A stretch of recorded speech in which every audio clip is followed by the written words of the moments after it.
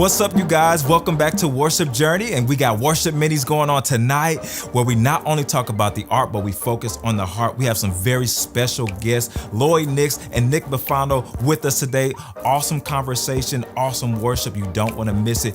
Share. Send it to your friends, your family, and people's DMs. I don't care how you do it. Just share it. It's going to be awesome. You're going to enjoy it. Can't wait for you to experience what God is doing with Worship Journey. Here we go. Hey y'all, I'm Lloyd Nix and I'm Nick Bifano. And this is The Worship Journey. So I am a songwriter and a music producer and a studio owner. We also have a worship collective called the Anchor Company, and we're based out of here in Alton, Illinois, and just trying to really capture and cultivate what God's doing here. So it's kind of dynamic and changes every day, but I love it. I am a full-time worship leader and also a singer-songwriter based out of St. Louis. I get to write music and back and forth between here and Nashville a lot, just getting to write with some amazing people, getting to write about this love and hope to a dying world. I started leading worship back in high school, and it was something as simple as I could play a couple chords on the guitar, and the classic story of the youth leader wanted to put a band together, and so I thought it would be a fun way to meet the girls. I'm just joking, but no, he's not joking. But no, I've been leading worship since I was 16, so I guess going on 11 years now, and in a bunch of different contexts, youth group, and then moving in through college, and then of course I was full-time at a church for a while, and now sort of moving into the songwriting thing, so it's been over a decade for me. Yeah, and for me, it's been about a decade too. I'm a little bit older than you, but I actually started in college at Greenville when we met each other, and so I was able to lead one of the bands at Vespers, which was our student-led chapel service, and I fell in love with worship music and just the words and the intentionality behind each lyric. It just pulled at my heart, and so I'm in love with it. And so here I am 11 years later, still leading worship, and now I get to write music for the nations to sing, and so I'm honored that those same words that I fell in love with, now I get to sow into that. Yeah.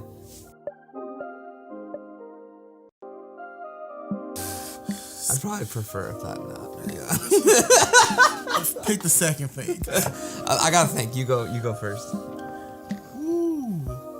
Oh, so I was brand new leading worship at the church I'm at now, and I think I was probably like a year and a half in. Yeah. And we didn't have a confidence monitor yet. And if you know, like, if you sing a hill song, they have the most words. And I think it was Oh Praise the Name. It's like written in like hymn style. Yeah. Oh my Lord, it was so many words. And then actually we did have a confidence monitor. Yeah. That thing went out on me in the middle of that song, and I had to make up an entire verse. Yeah. Like, it was nothing to do. And I remember saying something like, the dead is dead, which is true. That's true. The dead is dead. It's so, past. but it was literally one of the most embarrassing moments, and I'm like, I'm just completely like making up this entire verse until I get to Oh Praise the Name of the Lord our God. Like yeah.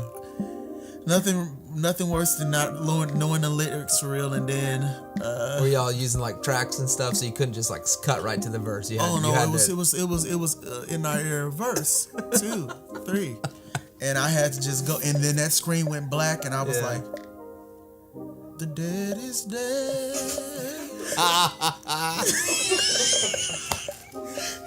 Bro, come on. It was nothing I could do to stop that moment. Yes. Dude, mine kind of similar to that. So I usually lead from like playing guitar, acoustic or electric or whatnot.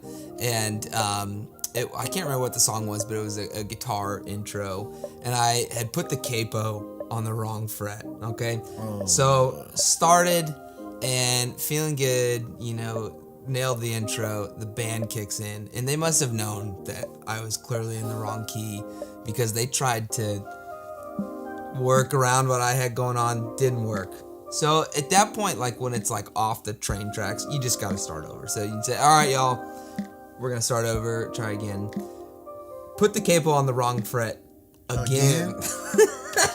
So two times we had to start that song over. The third time nailed it, and that's pretty rough. That was a rough one. Yeah, I wouldn't. The Lord is good, grace is my mom abounds wouldn't have been forever. there the entire song. I would have been like, I just give up. It was tough, man. Luckily, it was first service. There weren't that many people there, right? So you can kind of. I'll do it right the next time. Yeah. I think it's so many of us that are trying to do the quote unquote the end thing that we miss out on. Like, dude, like God uniquely made you to be you. And there's something in all of us that we can only do that makes him smile. Yeah. And once we find that thing that makes him smile and we kind of really surrender to who we are in him and like our uniqueness and our quirkiness and our weirdness and I've kind of like gotten used to not really fitting in. And I was talking to Quincy earlier about how I said I feel like God is really jealous with me.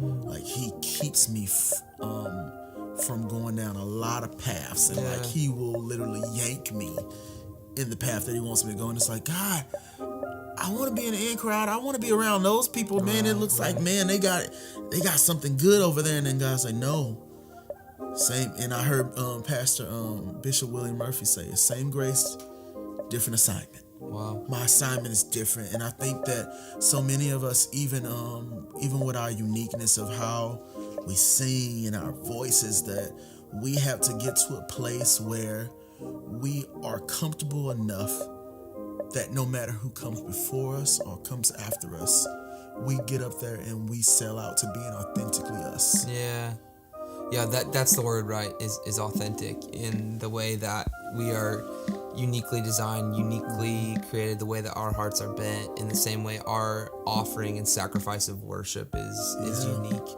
And it's beautiful when our unique offering fits within a corporate context, right? It's really kingdom, you know what I mean? It's a wide lens of what kingdom is. I remember just being sort of a younger worship leader and trying to judge how the event went or how the service went or whatnot, and I would always base it off of people's responses. And I think that's sometimes a rabbit hole you can get down that doesn't always produce much fruit, because what I've learned is sometimes people's sacrifice of praise is just getting to church on Sunday. Exactly. Especially with kids, man, and I'm a father of 2 now, so I understand that it's stressful. And so we've been in the sanctuary or worship space, wherever, since 6 o'clock in the morning. We're ready to go. Yeah. Like we've prepped our hearts. We've humbled ourselves before the Lord. Prepared. We're ready to worship, and people might not be there yet, right? And so I think it's that one eye on God, one eye on people type of. Yeah, it has to be that. Deal. And I think, like, as I've grown as a worship leader too, I've learned how to really keep in mind the both end. And when I say that, I think about the people that are under church and over church and everybody in between. That's good. Like, you have to think about that spectrum of people when you're leading them in worship. And you're always holding so gently in your hand the ones that are barely there, that don't believe in none of this stuff. Like, they are there and they're like, my wife dragged me to church, my parents dragged me to church, my husband dragged me to church. And you have to be thinking about them, like, what's the language you're using? Like, are you using language that's like not dripping in Christianese? Like, they can't understand like all those terms. So how can you say it in a way that they can understand it, and also sometimes just giving them an out? Yeah. Like, you may just be barely here. And I think too, people relate to realness. You know, people relate to authenticity when we can tell that, you know, obviously, like when you get up on stage, you know, have to have some sort of poise or you know, like, you don't want to get up there and be a total schmuck, right? Like, there is a little, we do kind of turn it up a little bit. But I think some of the most beautiful moments come when we kind of let that down and people see that. I tell the story. Take the sheen off. Yeah, I tell the story pretty often about Lloyd. It was a very impactful night of my life that you really ministered to me. It was at a Vespers service, and it was your senior year, and you were just overwhelmed, done, ready to be out of here, didn't know where life was taking you. You had other musical ventures that you were going on, and school just wasn't a peaceful place for you right there.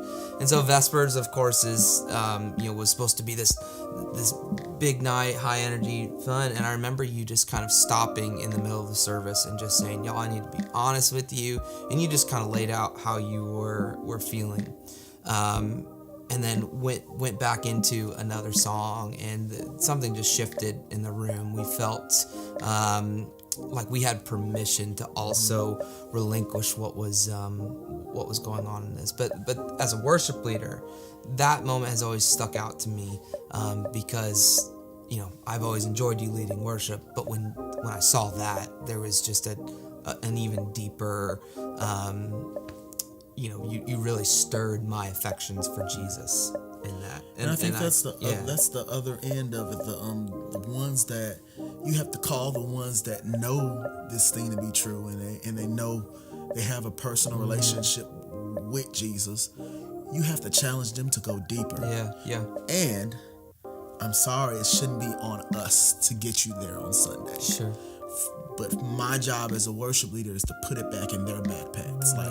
Like, you should be doing this all through the week. Yeah. Like, you should not be looking for us to give you your Holy Ghost fix on Sunday. Like, you should be there all week. Yeah.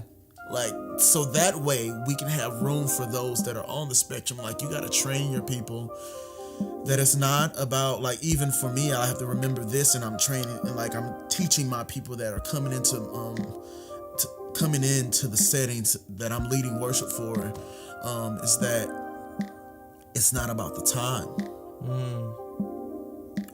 If God gives you 30 minutes or 20 minutes to a minute, He's the same God that can work miraculous in all those spaces. Yeah. The thing that we have to protect is the space. Wow. So when we come into the space, we come in with our heart's posture towards encountering a true living God. I think I've been thinking a lot about presence, His presence, right? And, you know, where we find that, what that looks like. And what I'm realizing, and just through reading, study, is presence is just a realization, right? I've got it. It's here. It's in this room right now. It's in our worship centers. It's in our staff meetings. It's in our conversations. It's just our acknowledgement of it, our taking off the blinders and looking to Him. So to your point about Sunday mornings is like the culmination, the explosion of all these beautiful things that have been happening all week, where I get to look at you and say, hey, what's God doing in your life? What's God doing? Dude, let's sing about this. And so I think what it is, it's a culture, right? And you're breaking that consumerism. Yeah. The consumer culture that I'm gonna get all that I need on a Sunday, but rather you push them into relationship where they realize that I'm the temple. Yeah. Like, I'm the temple. I am the vessel. And I need to prepare this vessel to be a place that God desires to dwell in. Yeah. When I was younger, leading worship, I used to have to really watch myself because I would find myself falling into like this attitude of rebuke and y'all should be doing this. Why aren't you? And there was a part of that my thought process was okay, but my heart posture for it wasn't. Because, when people say, oh, I don't like music, or I don't dig worship music, or church isn't how I worship, or you know what I mean, music isn't how I worship or whatever, I'm like, okay, I get that, but I see you at your son's football games. I see you when your favorite team scores a touchdown. I see you when you go on your camping trips and you're getting your stuff together. What about the one that never lost a battle? Yeah, and so, and again, I say that hopefully delicately and with a posture, because we understand that, or are working towards understanding that, because this is the calling on our life. And so it's a gentle, I think it's so important to just put context to every worship gathering. Just say, hey guys, this is why we're here. Victory's here. And then teaching them practical things of what this means and what this means. Like, it's more than like, I feel like we've gotten so much down the emotion train. And God, I'm not one of those Christians that said that rebukes emotion. Like, God works through emotion. Like, He's the God of emotions. He didn't give it to us for nothing. Like, and so, but I am saying that we do need to get people past.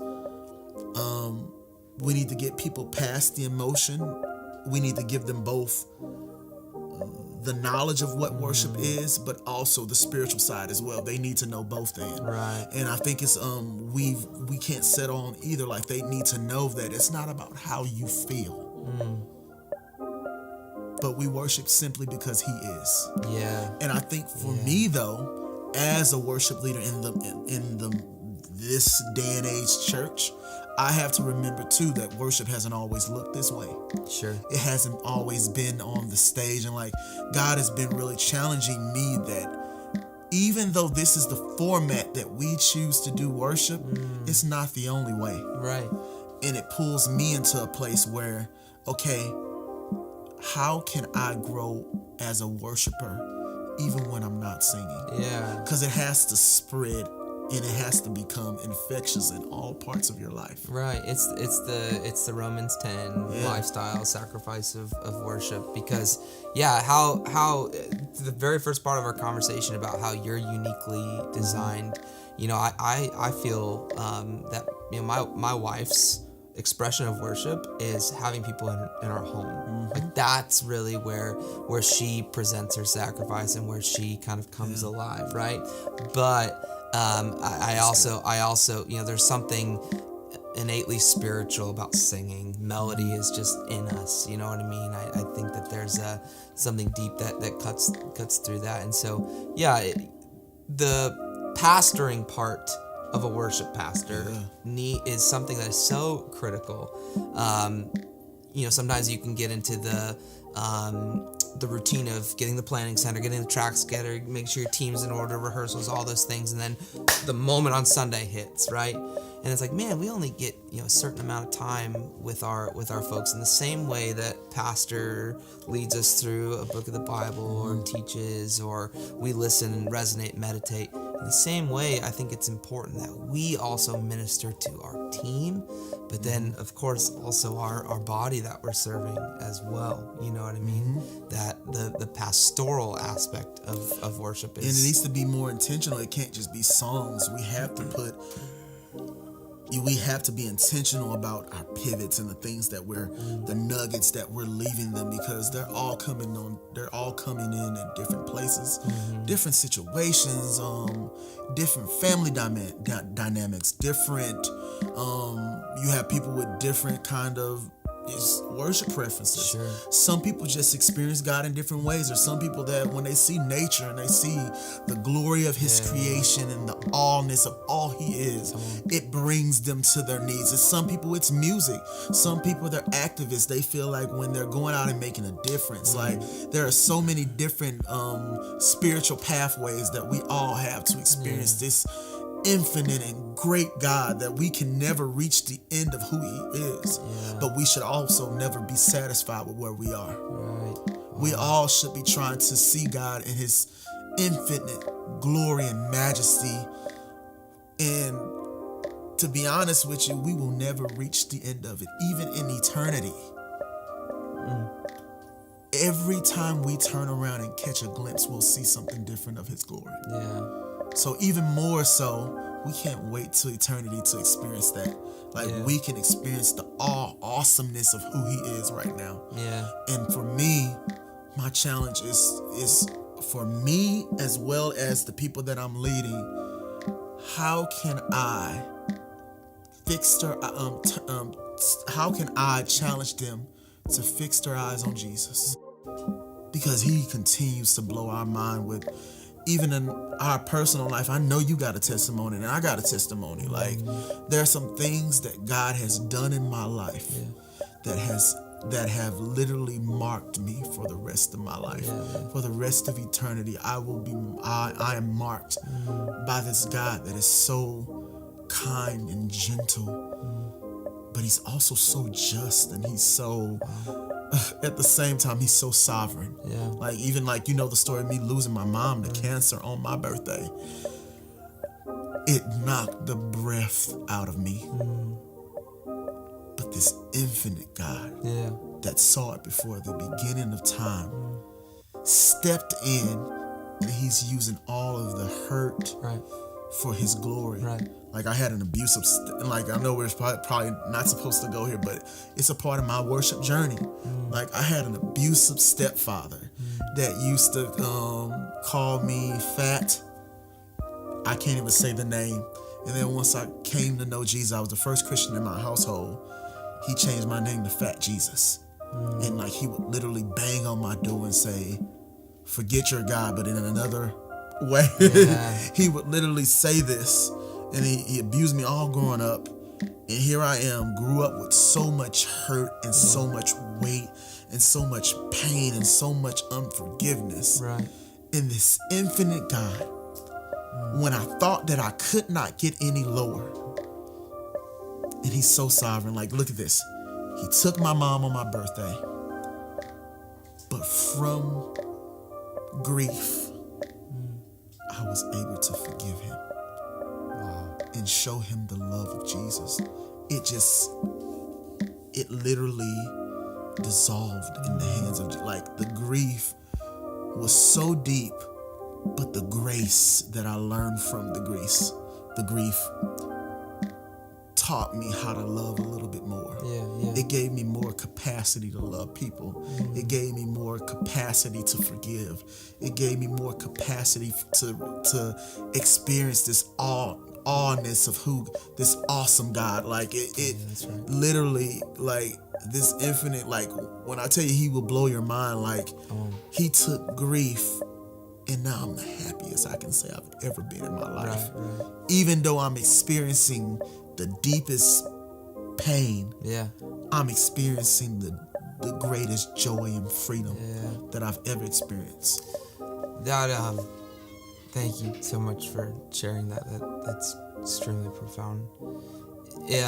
When you were speaking, the Lord kind of put on my heart the story of the woman at the well. The beautiful part about that story, of course, we see the redemption that happens where Jesus says, "No, this is the water that you won't thirst anymore." But the part of that story that always wrecks me and is so beautiful is what we see the woman do after her encounter with Jesus. She went to the well in the middle of the day because she didn't want to be seen by anybody. It's super hot. She has no reason to be there. A divine appointment with the Father, sees redemption, understands that He's the Messiah. It tells us next that she runs back to the town. And these are the same people that she was afraid to be around. And now this story of her, 5 husbands, and she's with the guy that she's not married with now. She is completely unashamed to tell about it. You've got to see, this guy knows everything that I've done, and yet he still offered me new life. And then it says that they stick around for a couple more days, and many more are baptized and follow the way. And so I think that's the beauty and all that the junk, right? All the muck and mire and things that we don't like to talk about or that are painful. And on the same side, things that are shameful and sinful and ugly and we don't want to share. Now it's like, hey, it's in the light now, because that only magnifies how good he is. He takes our messes and he makes masterpieces. Yeah. We should write a song about that. Man, he takes our messes and the broken fragments of who we are. Yeah. And he makes this beautiful mosaic. Yeah, that's good. That's good, man. Man, I can talk forever about that. Come on. Just real quickly, want to speak to the hearts of creatives or worship leaders. Sometimes it's really easy to identify or falsely identify your role in the kingdom as your skill set. That's good. Particularly, right? I don't know about you, but if a drummer walks into a church, they're like unicorns, man. Right? But that your role in the kingdom is much bigger than your skill set. If we get wrapped up in being a photographer, a graphic designer, a worship leader, a musician, serving donuts on Sunday morning, I think we really miss out on the true nature of the kingdom. And it's to seek and save the lost. And so where you're at in your job, where you live, your wife, your significant other, so many different positions that the Lord has placed you in, He has equipped you for. He has set you out a way to point people to Him. And so just trust Him, listen to the Holy Spirit in your life, and really think about kingdom, and it's the saint and the sinner. It's both and all being reconciled by God. And so that's what we're here on earth to do, is all of glory sing His creation. So no matter where you are, this infinite God, this God of love, this God of hope can meet you. Yeah. He has a way of taking our messes in our life and He can turn it into a piece of art. And what I love about it is that this loving, caring, infinite, with all that He is, He still makes and He still takes enough time to pursue us all to our very last breath. Yeah. So your journey is in His hands and He's all up in it. Just sit back and enjoy the ride of your worship journey.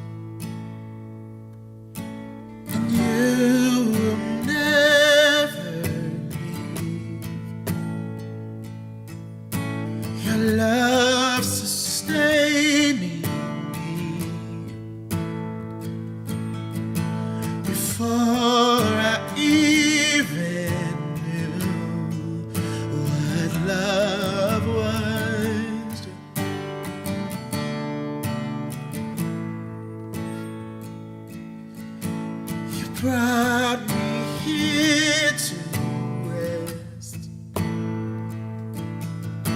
and given me space to breathe. So I'll stay still until it sinks in.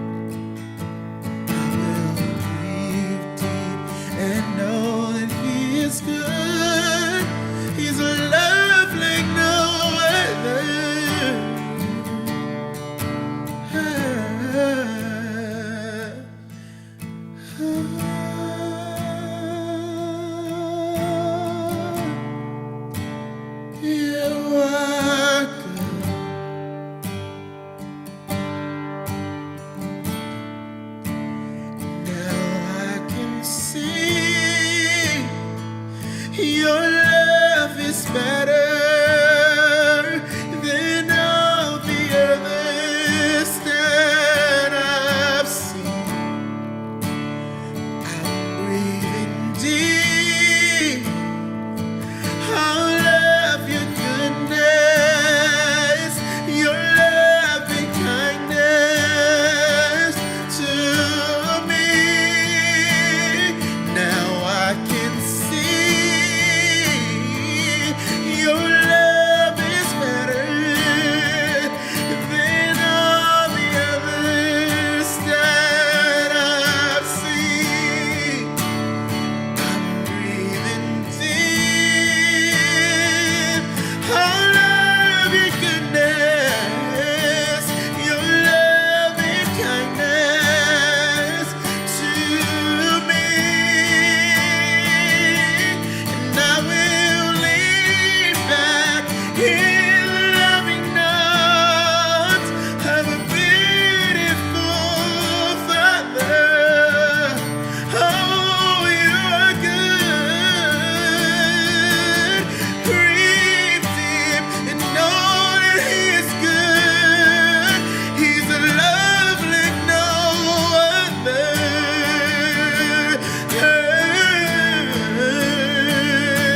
And I will lean back in the loving arms of a beautiful Father. Oh, I've tasted and seen you are good. And breathe deep and know that He is good. He's a love like no other.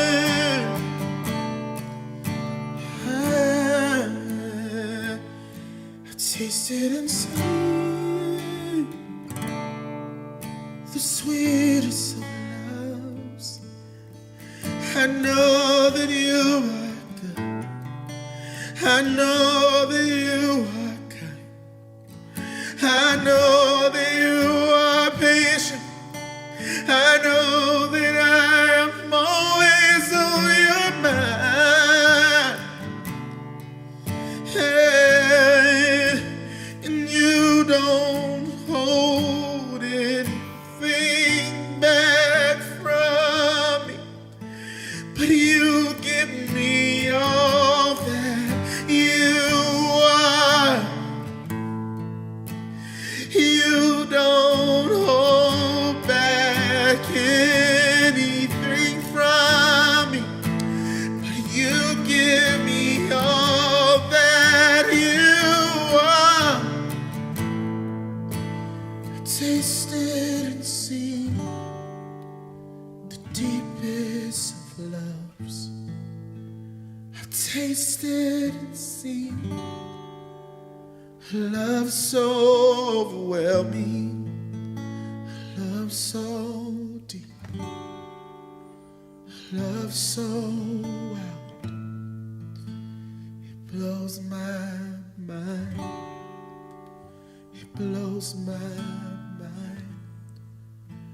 I see in your goodness all the days of my life. I've seen you working it out for my good. I see in your goodness all the days of my life, and you've been good. You've been good. You've been kind.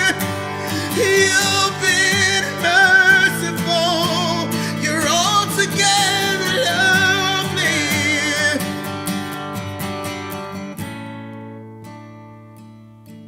And I will lean back in the loving arms of this beautiful Savior. Yes, Lord. I will lean back in the loving arms of a beautiful Father, oh Father. And I will breathe deep and know that He is good.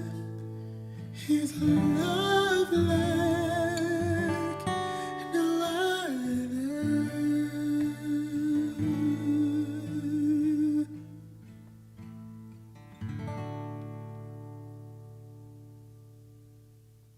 Thank you guys so much for tuning into Worship Minis. It was an awesome conversation, awesome moment of worship, and we just thank you guys so much for joining us. Just to stay up to date with what we're doing, go ahead and click that subscribe button and hit that bell icon, and just stay up to date with what Worship Journey is doing. We have more content coming, and we would love to share what God is doing within this channel. And I pray that you'll be blessed by it. So don't forget, share. That helps out the channel a lot, and we got more stuff in store for you. So thank you again for joining. Share with your family, your friends. Subscribe, like, and hit that bell icon for us. And we'll see you next time.